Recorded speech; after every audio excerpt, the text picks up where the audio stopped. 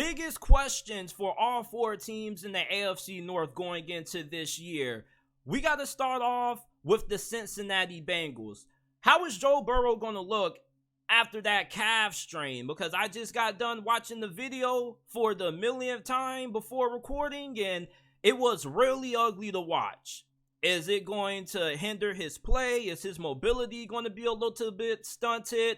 How is Joe Burrow going to look coming off that calf strain? Second question that I have for the Cincinnati Bengals this year is going to be, how good is the right tackle play going to be? Right tackle was not a good position for you on the offensive line last year. You spent a lot of money to get La'el Collins in free agency, and he did not deliver. And also, he got injured right before the playoffs. Now, Jonah Williams is going to end up starting at right tackle for Cincinnati this year, but he could potentially lose that job if La'el Collins gets back and ends up finding a way to crack back into the starting lineup because Jonah Williams has poor play. You got to remember, this was somebody who was a former first-round pick coming out of Alabama. He has been one of the worst left tackles in the NFL. He gave up 7 sacks last year, so they're trying to try him out at right tackle. They tried to move him. Nobody wanted him. And La'el Collins, he currently is on PUP to start training camp. So right now, it looks like Jonah Williams is the favorite to win that right tackle job. But if he struggles throughout the season, we most likely will see La'el Collins replacing him. Now, Cody Ford, they signed him.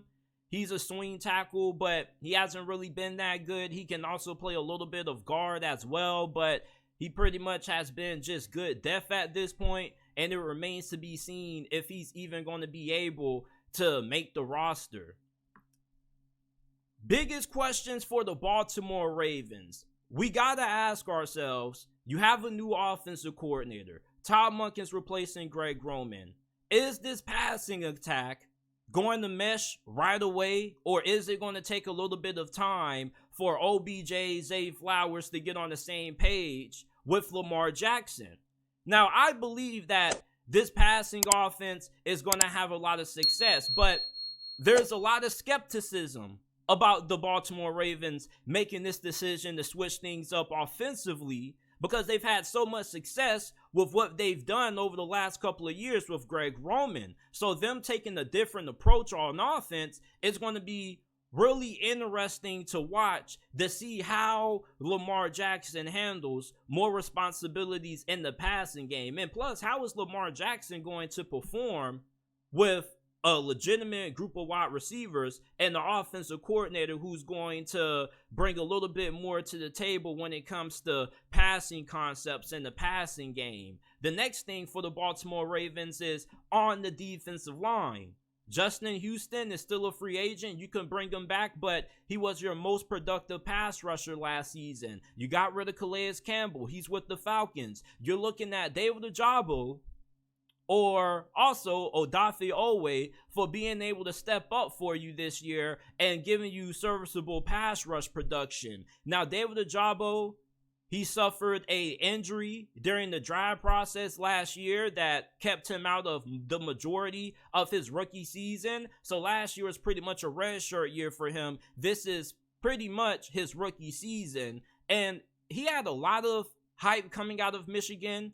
He was expected to be a top 15 pick, but the injury that he suffered during the draft process caused his draft stock to fall into the second round. You got Odafe Owe, who was a first-round pick not too long ago, very athletic, has a lot of upside, but he hasn't really shown a lot of flashes, and this is a make-or-break year for him. And if he doesn't end up delivering this year, and David Ojabo also doesn't end up doing much, this is going to be a little bit of a disappointment when you're looking at how this Ravens defense could perform this year. This is a defense that could be top 5 this year, depending on how much they get from the pass rushing position.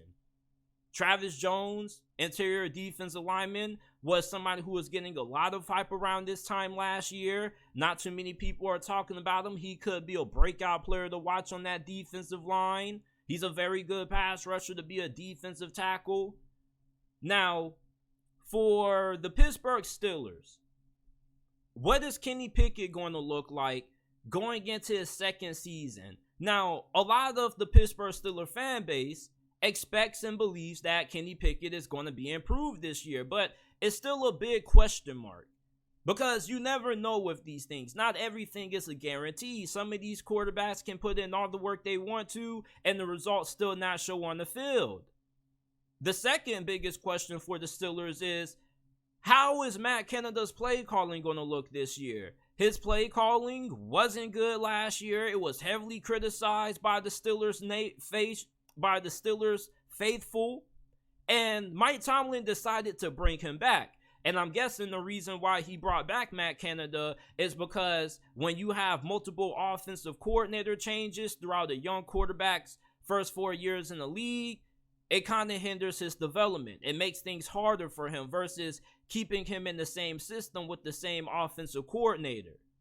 So for Kenny Pickett to have a better chance of having success, Mike Tomlin felt it was best for him to remain with Matt Canada calling the shots on offense. Now, if Matt Canada delivers and he improves his play calling, then hopefully the Pittsburgh Steelers offense could end up being one of the better units in the league. But if the play calling continues to struggle or not be all that great like how it has been the last couple of years, then Kenny Pickett, his development could be hindered a little bit. And my biggest questions for the Cleveland Browns going into this year is, first of all, how is Deshaun Watson going to look this year? He was really rusty last year. He had a lot of distractions that probably messed with his preparation for the start of the season. And when he came off that suspension, that was his first time really having full speed in-game action for the first time in nearly 2 years. So how is he going to look year 2 under this system?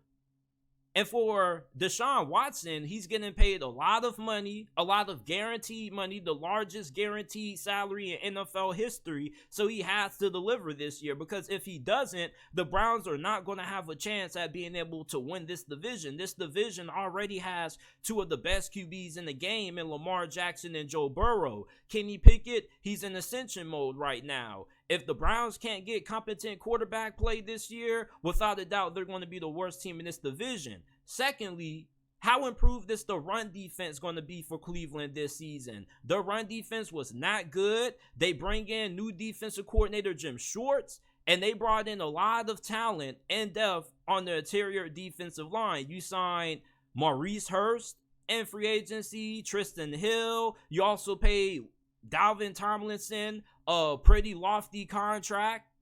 So that run defense should be a lot better than what it was last season, but you can't be a playoff team in the AFC North with solid or below average run defense. You need good run defense if you want to be able to survive in this division. The Ravens, Steelers, Bengals all have really good running back play, and they are all capable of being able to gash you in the run game. So if the Browns struggle against the run, they probably won't have much success in the AFC North this year. So these are my biggest questions for all 4 teams in the AFC North going into the upcoming NFL season. Let me know some of the biggest questions that you have for the teams in the AFC North down in the comment section down below.